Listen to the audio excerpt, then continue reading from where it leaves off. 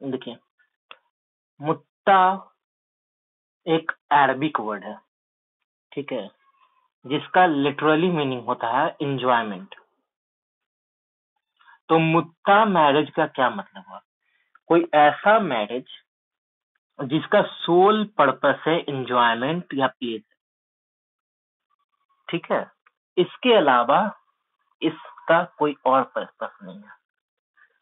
मुत्ता marriage जो है वो इसलिए लाया गया था, ठीक, कि ताकि मुस्लिम लोग जो है वो अपना सेक्सुअल डिजायर का फुलफिल प्रोस्टिट्यूशन के कारण ना करें। तो ये एक फॉर्म ऑफ मैरिज लाया गया था। इस मैरिज में क्या होता था कि एक मेल और एक फीमेल टेम्पररी पीरियड के लिए, कुछ स्पेसिफाइड पीरियड के लिए कॉन्ट्रेक्चुअल मैरिज करते थे, और जैसे ही वो स्पेसिफाइड पीरियड खत्म हो जाता था उनका पीरियड ओवर हो जाता था, ठीक। ये एक टाइप का प्रोस्टिट्यूशन ही है, लेकिन वो थोड़ा लीगलाइज्ड वे में है। क्यों इसका करने का कारण था? दो पर्पस बताया गया इसका करने का। एक पर्पस ये कि इससे समाज में प्रोस्टिट्यूशन कम हो, ठीक है। और दूसरा जो पर्पस बताया गया कि अगर ऐसी शादी से कोई चाइल्ड पैदा होगा तो उसका लेजिटिमेसी डिसाइड हो जाएगा, वो बच्चा अवैध नहीं कहलाएगा, उसको एटलीस्ट फादर का नाम मिल जाएगा। तो यही पर्पस था कि मुद्दा मैरिज किया जाता था या करना अलाउ किया गया था। प्रॉफिट मोहम्मद साहब ने शुरू में इस टाइप के मैरिज को अलाउ किया था स्टार्टिंग फेज में, ठीक। लेकिन अपने जीवन काल में ही उन्होंने बाद में चल के इस टाइप के मैरिज को प्रोहिबिट कर दिया था, एबॉलिश कर दिया था कि ऐसा मैरिज को हम अलाउ नहीं करेंगे, ठीक है। और मुस्लिम के जितने भी स्कूल हैं, सारे स्कूल में इस टाइप का मैरिज जो है वो प्रोहिबिटेड है, मनाही है। सिर्फ एक ही स्कूल में, इतना अंसारिया जो कि सिया का है, ठीक है, उसी में ये मैरिज अलाउ है और कहीं और ये नहीं होता है, ठीक है। तो इस टाइप के मैरिज करने से क्या होगा कि जो कोहिबिशन है मेल और फीमेल में वो लॉफुल माना जाएगा। चाइल्ड जो पैदा लेंगे वो लेजिटिमेट कहलाएंगे, ठीक। लेकिन ना हस्बैंड का वाइफ के प्रॉपर्टी में और ना वाइफ का हस्बैंड के प्रॉपर्टी में कोई राइट ऑफ इनहेरिटेंस नहीं रहेगा, ठीक है। किसी टाइप का राइट नहीं है। ये जो है इस टाइप का मैरिज इंडिया में ना के बराबर देखा जाता है, लेकिन अगर कहीं होता है तो उस वाइफ के पास डिसोल्यूशन के बाद सिर्फ एक ही वे है कि वो सेक्शन 125 सीआरपीसी में मेंटेनेंस का पिटीशन लगा सकती है, वो अलाउ किए हुए कोर्ट। लेकिन जनरली इंडिया में इस टाइप का मैरिज नहीं होता, और 125 का पिटीशन लगाएगा तो ड्यूरिंग द पीरियड ऑफ इद्दत ही उसको मेंटेन किया जाएगा, उसके बाद नहीं किया जाएगा, क्योंकि ये ऑलरेडी कॉन्ट्रेक्चुअल मैरिज है, ठीक है।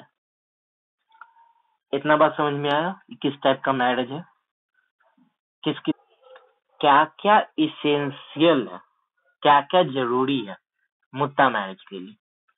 सबसे पहला इसेंशियल जो है वो जो मेल है और फीमेल है दोनों अपना एज ऑफ प्यूबर्टी पार कर लेना चाहिए, ठीक है। जो एज ऑफ प्यूबर्टी है वो एज क्रॉस कर ले। दूसरा चीज है दोनों पार्टी जो है वो साउंड माइंड का होना चाहिए।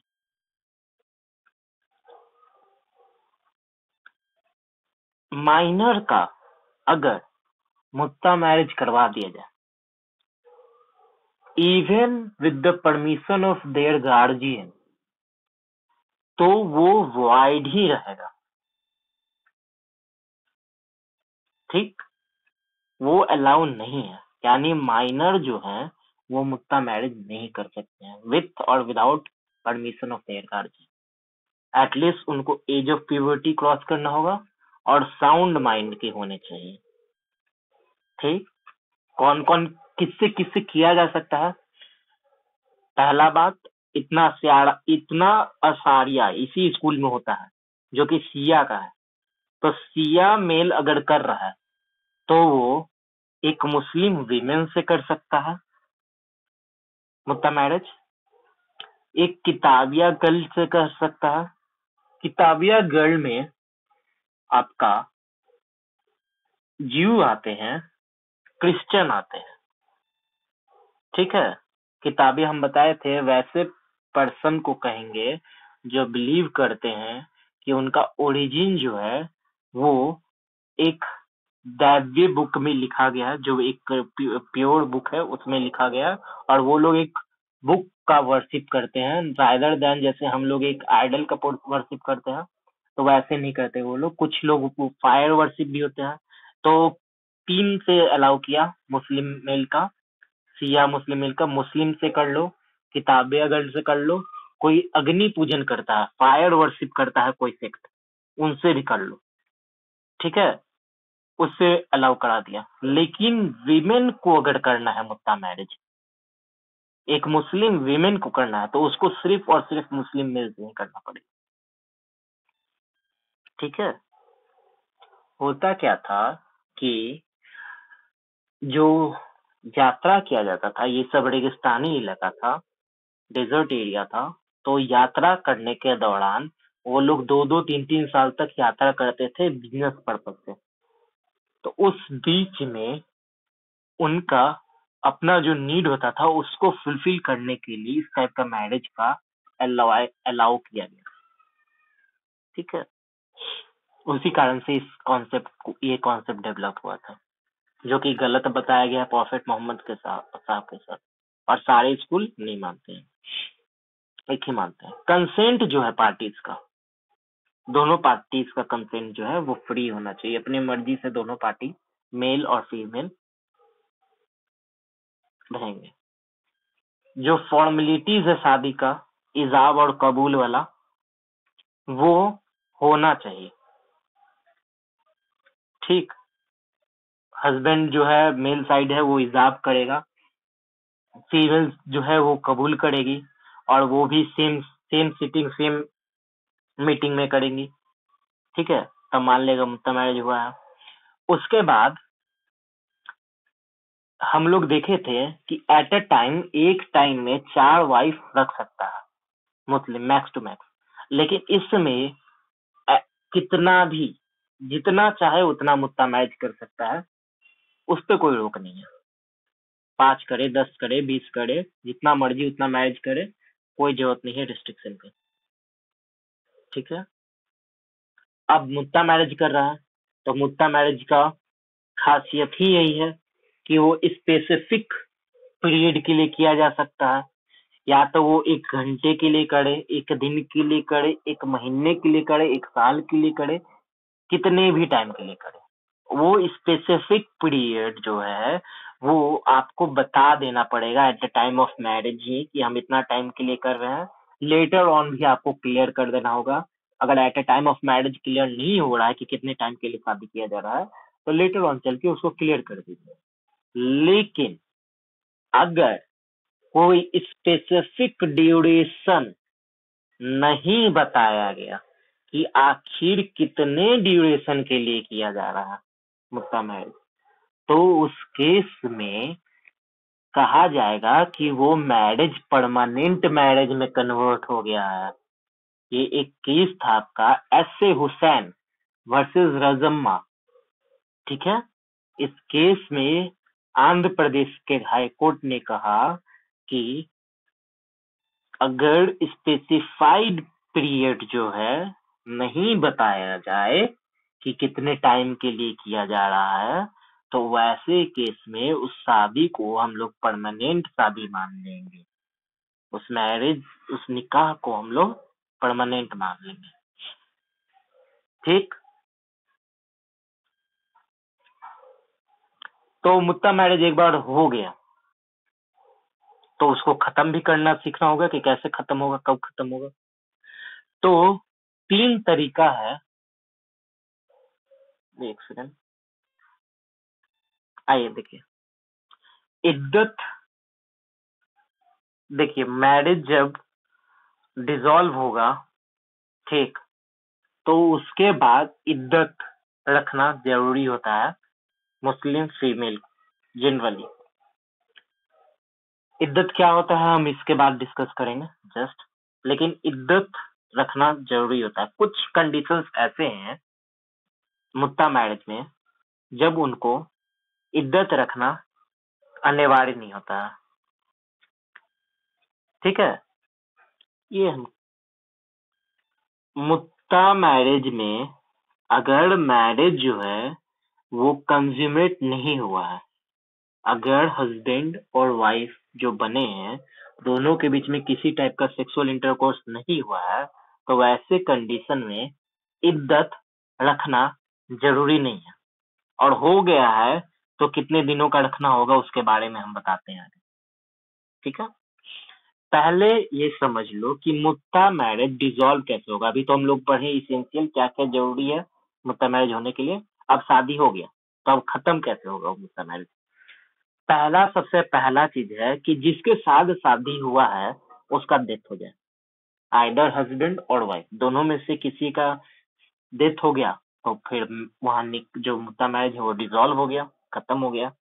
दूसरा, वो एक स्पेसिफाइड पीरियड के लिए शादी किया था, 1 साल, 2 साल, 3 साल, जो भी किया था, ठीक, तो वो स्पेसिफाइड पीरियड जो है वो समाप्त हो गया। 1 महीना के लिए शादी किया था, 1 महीना खत्म हो गया, तो वैसे केस में मैरिज ऑटोमेटिकली डिसॉल्व हो जाएगा। तीसरा, कि मान लो उसने 1 महीना का शादी किया था, ठीक, 1 मंथ का शादी किया था और कहा कि 1 मंथ के लिए शादी किया था और कहा था कि इसके बदले में हम 1000 दिराम देंगे तुमको, ठीक है, और उसने 15 दिन के में ही उसको ये 1000 दिराम जो है वो दे दिया उसको, ठीक है, और उसके बाद उसको छोड़ के चला गया। तो ऐसे कंडीशन में जब उसका जो कंसिडरेशन मनी था, शादी के बदले जो गिफ्ट देना था, गिफ्ट वर्ड यूज किया जा रहा है, लेकिन ये कंसिडरेशन मनी है जो शादी के बदले दिया जा रहा है, ठीक है, उसको बोलते हैं हिबाए मुद्दत। जिस समय हस्बैंड ने हिबाए मुद्दत उसको दे दिया, उस समय उसका साथ और दे के छोड़ दिया, उस समय वो शादी डिसॉल्व मान लिया जाएगा। थर्ड वाला समझ में आया। एक मुद्दा मैरिज हुआ है तो मुद्दा मैरिज होने के कारण कुछ लीगल इफेक्ट होगा। वो लीगल इफेक्ट कौन कौन सा है। पहला जो लीगल इफेक्ट होता है वो लॉफुल कोहिबिशन माना जाएगा। पर्पस ही यही है कि कोहिबिशन किया जाए हस्बैंड और वाइफ के बीच में, तो कोहिबिशन को तो लॉफुल मान लिया गया। अब कोहिबिशन हुआ है तो हो सकता है कि चाइल्ड पैदा ले ले, तो जो चाइल्ड पैदा लेंगे ऐसे मैरिजेस से, उन चाइल्ड को लेजिटिमेट माना जाएगा, धर्मज बच्चे माना जाएंगे, अधर्मज नहीं, ठीक है, लेजिटिमेट चाइल्ड माना जाएगा। लेकिन उनके पास राइट्स होगा, दोनों हस्बैंड और वाइफ दोनों के प्रॉपर्टी को इनहर्ट करने का, क्योंकि बच्चा उन्हीं का है। तो हस्बैंड और वाइफ दोनों के प्रॉपर्टी को इनहर्ट करने का राइट होगा। हालांकि ये हस्बैंड के प्रॉपर्टी से इनहर्ट करने का जो वे है वो बहुत ही पेचीदा है, वो हम लोग जब इनहर्टेंस देखेंगे ना तब बताएंगे, ठीक है, लेकिन दे दिया है राइट, ठीक है। मदर के प्रॉपर्टी से तो मिलेगा ही मिलेगा, हस्बैंड के प्रॉपर्टी से बहुत पेचीदा तरीका है लेकिन मिल जाता है राइट। दूसरा, एक दूसरे के प्रॉपर्टी में, हस्बैंड अपने वाइफ के प्रॉपर्टी में और वाइफ अपने हस्बैंड के प्रॉपर्टी में हकदार नहीं होगा, ठीक है, कोई उन लोग का म्यूचुअल इनहेरिटेंस राइट नहीं होगा। वाइफ जो है वो फुल डावर जितना रकम के लिए बात हुआ है कि इतना रकम में हम करेंगे आपसे, तो फुल डावर के लिए इंटाइटल होगी। आपने मिस्टर एक्स ने मुद्दा मैरिज किया, उसके बाद कोहिबिट किया या नहीं मिला, ठीक है, उससे मतलब नहीं है। हस्बैंड को पूरा अमाउंट देना पड़ेगा जिस अमाउंट की बात किया। लेकिन अगर वाइफ हस्बैंड को छोड़ दे, तो हस्बैंड छोड़ा है नहीं छोड़ा, जिस दिन छोड़ के गया नहीं गया, उसको तो पूरा डावर देना ही देना है, वो फीमेल का राइट है। लेकिन अगर वाइफ छोड़ दे तो अगर वाइफ छोड़ देगी तो उसका जिस प्रपोर्शन में उसने छोड़ा है उस प्रपोर्शन में अमाउंट डिडक्ट कर लिया जाए। फॉर एन एग्जाम्पल, 3 महीना के लिए मुद्दा मैरिज किया गया और 300 दिरहम का बात हुआ। वाइफ ने 2 महीना साथ बिताया, अगला पार्टी ज्यादा पैसा देने वाला आ गया तो इसको छोड़कर उसके साथ चली, तो 2 महीने रही ना, तो इसका वाइफ का राइट है 200 दिरहम का, वो प्रपोर्शनेट उसको मिल जाएगा। जितना उसने टाइम स्पेंड किया उस प्रपोर्शन में उसको मनी मिलेगा, ठीक है।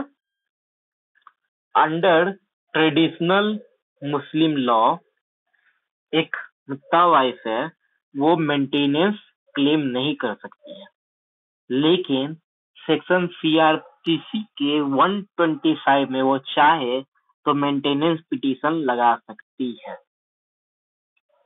ठीक है। वहां से उसको कुछ टाइम के लिए मेंटेनेंस अलाउ है। डाइवोर्स का जरूरत नहीं है। क्यों नहीं जरूरत है? पहला कारण कि हस्बैंड मर गया तो ऑटोमेटिकली मैरिज डिसॉल्व हो जाएगा। दूसरा, अगर स्पेसिफाइड टाइम के लिए किया है और स्पेसिफाइड टाइम खत्म हो गया तो ऑटोमेटिकली वो खत्म हो जाएगा मुद्दा मैरिज। अगर कोई स्पेसिफाइड टाइम नहीं किया है या फिर जो स्पेसिफाइड टाइम खत्म हो गया है, ठीक है, स्पेसिफाइड टाइम नहीं किया है, तो ऐसे हुसैनी के केस में कह दिया गया कि उसको लाइफ टाइम के लिए मान लेंगे मैरिज। और मान लो कि 3 महीना के लिए उसने मुद्दा मैरिज किया था, लेकिन 3 महीना के बाद भी इन लोग का कोहिबिशन चलते रहा, सपोज दैट 1 ईयर के लिए आपस में, तो इस केस में आपका कहा गया सोबड़त सिंह वर्सेस सफरी बीवी, इस केस में कहा गया कि अब तो इसको हम लोग लाइफ लॉन्ग मैरिज मानेंगे। आपने एक स्पेसिफाइड टाइम के लिए मुद्दा मैरिज किया था, लेकिन उस स्पेसिफाइड टाइम के खत्म होने के बाद भी प्रोहिबिशन दोनों में कंटिन्यू रहा, तो वैसे केस में कहा गया कि अब वो मैरिज कन्वर्ट हो गया लाइफ लॉन्ग के लिए। ये कहा गया सोबड़त सिंह वर्सेस सफारी देवी। ये समझ में आया? अगर टाइम स्पेसिफाइड नहीं किया है, हाँ बोलो, से हुसैनी में क्या कहा कि ड्यूरेशन स्पेसिफाइड नहीं किया, ठीक है, 2 महीना के लिए 3 महीना के लिए ये स्पेसिफाई नहीं किया और करते रहा, तो उस केस में वो लाइफ लॉन्ग मैरिज में हो गया। तो इसमें कहा है कि ड्यूरेशन स्पेसिफाइड किए थे और ड्यूरेशन खत्म हो गया है, फिर भी दोनों में मैरिज कंटिन्यू है, तो अब करो, लाइफ लॉन्ग भी मानो अब उसको, ठीक है। इद्दत रखना होगा कि नहीं होगा? रखो, पचमी रखो, इरेगुलर हो। चलो आओ, इद्दत का पालन कब करना होगा? पहला कंडीशन कि कोहिबिशन नहीं हुआ है दोनों में, मैरिज जो है वो कंज्यूमेट नहीं हुआ है दोनों में, ऐसे कंडीशन में कोई इद्दत का पालन नहीं करना है, कोई भी इद्दत का पालन नहीं करना है, ठीक है। अगर कंज्यूमेशन हो गया है, सेक्सुअल इंटरकोर्स दोनों में हो गया है, तो ऐसे केस में 2 महीना का टाइम है, छोड़ के जाने के बाद जिस दिन छोड़ के आया डिसोल्यूशन हुआ वहां से 2 महीना तक इद्दत का पालन करना है, ठीक है। अगर उसका डेथ हो गया हस्बैंड का, तो उस केस में उसको 4 महीना 10 दिन का इद्दत का पालन करना है, ठीक है। और वो प्रेग्नेंट हो गई तो प्रेग्नेंट के केस में या तो चाइल्ड का जब डिलीवरी हो जाए तब तक, या चाइल्ड का एबॉर्शन हो जाए तब तक, दोनों एक केस में से उनको जब जब जितना टाइम पीरियड रहे उतना देर उसको करना है। ये था इद्दत। कोई बात जो नहीं समझता है, मुत्ता मैरिज और निकाह में दोनों में क्या डिफरेंस होता है? तो पहला जो है डिफरेंस वो होता है कि मुत्ता मैरिज का जो ऑब्जेक्ट है, लिखे नहीं है, लिखना तो ऑब्जेक्ट जो है वो मुत्ता मैरिज का प्योरली प्लेजर है, ठीक। लेकिन निकाह जो होता है उसमें प्योरली प्लेजर नहीं होता है, प्लेजर तो होता ही है लेकिन उसका कुछ सोशियो रिलीजियस एस्पेक्ट भी होता है, ठीक है। दूसरा जो है मुद्दा मैरिज, उसमें एक स्पेसिफाइड पीरियड के लिए किया जाता है, ड्यूरेशन जो है वो फिक्स रहता है। लेकिन निकाह जो है वो कोई स्पेसिफाइड पीरियड की नहीं होता है, लाइफ लॉन्ग के लिए होता है, अनलेस हस्बैंड का डेथ ना हो जाए या फिर तलाक ना दे दे, ठीक है। लेकिन पर्पस उसका वही रहता है कि हम लाइफ टाइम करें। मुद्दा मैरिज में जो अमाउंट होता है वो स्पेसिफाइड रहता है, ठीक है, कितना अमाउंट के लिए करना है। जो ना रहा अमाउंट स्पेसिफाइड तो उसको वॉइड मान लिया जाएगा, वॉइड एग्रीमेंट। शुरू में ही उसको स्पेसिफाइड करना है, ठीक है। लेकिन निकाह में क्या होता है कि डावर का जो अमाउंट है वो या तो स्पेसिफाइड हो सकता है या अनस्पेसिफाइड हो सकता है, शादी करने के बाद भी डिसाइड किया जा सकता है, ठीक है। अगर स्पेसिफाइड नहीं किया है at a time of marriage तो वो वॉइड नहीं माना जाएगा, उसको बाद में जो उसका राइट रहेगा वो मिल जाएगा, ठीक है। मुद्दा मैरिज में अगर मैरिज जो है वो कंज्यूमेट नहीं हुआ तो भी वाइफ जो है हाफ डावर के लिए इंटाइटल होती है। सपोज दैट कि उसने 100 दिरहम पे बात किया था कि हम लोग ये मुद्दा मैरिज करेंगे, और जो है मैरिज हो गया लेकिन कंज्यूमेशन नहीं हुआ, तो उस केस में हाफ के लिए तो इंटाइटलमेंट है, 50 दिरहम तो इसको मिलेगा ही मिलेगा, ठीक है। निकाह में ऐसा कुछ नहीं है, एक बार मैरिज हो गया तो उसको जो अमाउंट तय किया गया है वो पूरा का पूरा के लिए वो हकदार है, ठीक है। मुद्दा मैरिज में जो टर्मिनेशन होता है मैरिज का वो स्पेसिफाइड टर्म बीत जाने के बाद ऑटोमेटिकली हो जाता है, 1 महीना 2 महीने जितना टाइम के लिए किया था वो बीत गया तो ऑटोमेटिकली हो गया। लेकिन निकाह में कोई ऑटोमेटिक टर्मिनेशन नहीं होता है, या तो मर जाए या तलाक दे दे, दोनों में से एक ही चीज होगा, ठीक है। एक चीज और है कि मुद्दा मैरिज में कोई डाइवोर्स वोर्स का जरूरत नहीं है, अपना स्पेसिफिक टाइम के लिए किए हैं आप करके चल जाइए, नहीं उतना टाइम के बाद उतना टाइम तक भी रहना है, 3 महीना के लिए किए थे, 1 महीना में जाना है तो उसके फेवर में कोई गिफ्ट कर दो, और इसके अलावा जो अमाउंट तय हुआ था उसके अलावा कुछ गिफ्ट और कर दो उसको फेवर में, जिसको ही बाय मुद्दत कहते हैं, उसके बाद चले जाओ, कुछ एक्स्ट्रा चीज दे के जाओ, ठीक है। लेकिन यहाँ पर निकाह में जो है उसमें डाइवोर्स के बहुत सारे फॉर्म को रिकॉग्नाइज किया गया है, ठीक है। और लास्ट डिफरेंस जो है, 7वां डिफरेंस, वो है कि इनहेरिटेंस का कोई राइट नहीं होता है मुद्दा मैरिज में, कोई राइट ऑफ इनहेरिटेंस नहीं होता, वाइफ का हस्बैंड के प्रॉपर्टी में, हस्बैंड का वाइफ के प्रॉपर्टी में। लेकिन निकाह में राइट ऑफ इनहेरिटेंस होता है, हस्बैंड का प्रॉपर्टी में वाइफ का कुछ हिस्सा होता है, वाइफ का प्रॉपर्टी में हस्बैंड का पूरा ही हिस्सा होता है। देखो इसको इसका अलग